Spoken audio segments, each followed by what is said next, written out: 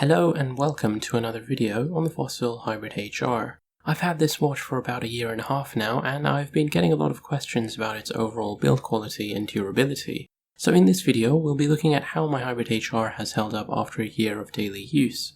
With that said, let's begin.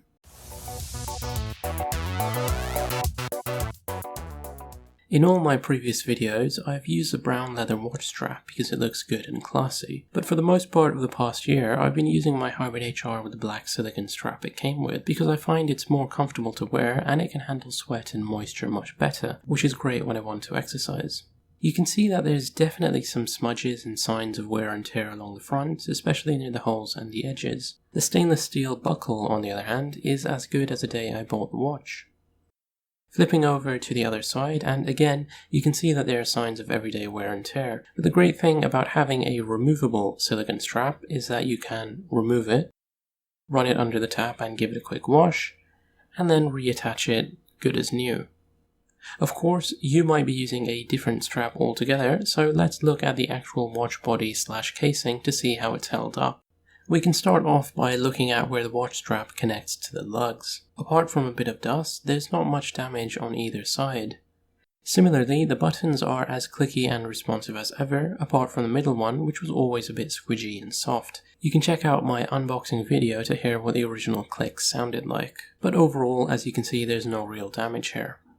Around the back, the heart rate sensor is working fine, and the connectors for the charging cable are good as well. Aside from a bit of grime along the edges, there are no scratches or dents or anything here. Finally, we come to the casing around the edges. You can see it's shinier than the rest of the watch body, meaning scratches will be more noticeable. I try to take care of my watch as much as possible, but I did accidentally scrape it along the wall when I was trying to get on the subway during rush hour a while ago. And you can see where I scraped it at the top here, right above the 12 o'clock mark. One of the solutions I've seen online is to just colour it in with a black permanent marker. I've got one here and we can try it out to see what it looks like, so just a quick dab at the top and you can't even tell that I've scratched my watch. I'm not sure what it looks like on camera, but it actually looks okay in person. That said, if you had a bigger scratch or scuff mark, I don't think this would be a good solution. It's pretty clear at certain angles that the colour doesn't quite match. And I'm lucky that my Hybrid HR is a black silicone model because this is a quick and easy fix. If you had a different version where the casing isn't black but it's stainless steel or gold or something, then you probably wouldn't be able to do this. Moving on to the glass, I have another souvenir from that fateful subway ride because I also managed to make a tiny little scratch on the glass right near the 1 minute mark.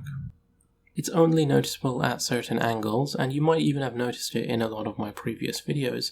Thankfully, it's just a surface level scratch, so it doesn't interfere with the screen underneath. If you still can't see it, I'll hide the dials and switch over to my macro camera to give you a better look. The scratch was actually the reason I decided to get a screen protector for the Hybrid HR, and I'll talk more about that in my next video.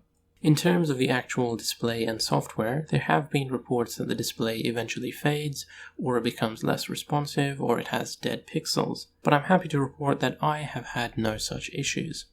The display is still legible and it's got good contrast levels. It's also pretty responsive. I use media controls every single day, so I'm always jumping between tracks or changing the volume, and there's not much lag.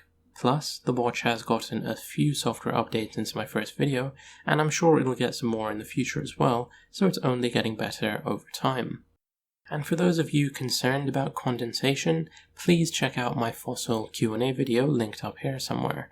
That was the only time I've noticed condensation under the glass. Since then, the watch has been fine, and I haven't had any problems with the glass fogging up, or moisture being trapped inside, or anything like that. It's been pretty good. Overall, considering that I've been wearing this watch all the time since I got it, when I'm working, or when I'm out shopping, or exercising, or even sleeping, I think the hardware has held up fairly well.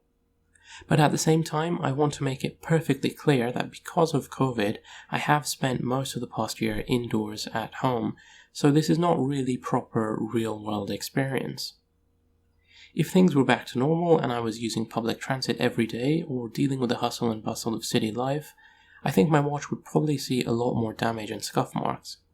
And especially for this particular black silicone collider model, I think the casing can get damaged or scratched quite easily if you're not careful. I have absolutely no idea if the stainless steel or rose gold models are better at dealing with damage. Maybe scratches will be less visible on their casing or body, I honestly don't know. So if you've got a particularly active lifestyle, or you work with your hands a lot, you might want to consider one of the other models, or get yourself a screen protector for the Hybrid HR. I could only find one screen protector on Amazon that fit this watch, and I'll talk more about that in my next video. Until then, if you have any questions, comments or concerns, feel free to leave a comment and I'll try to get back to you as soon as I can.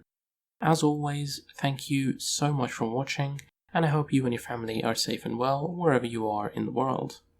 This has been Zaeem Siddiqui from Zeus Reviews, over and out.